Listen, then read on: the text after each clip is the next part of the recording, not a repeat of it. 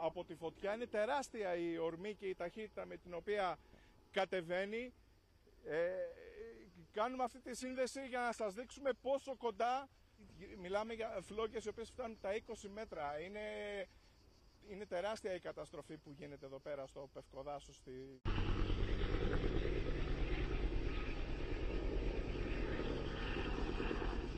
Όσο κοντά πρώτα απ' όλα στο οικιστικό κομμάτι έχει φτάσει.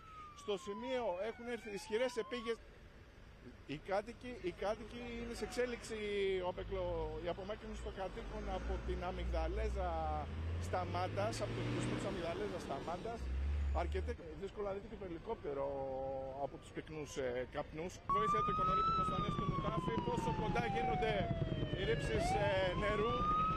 Είναι κυριολεκτικά από πάνω μας όπου έχει φτάσει η φωτιά.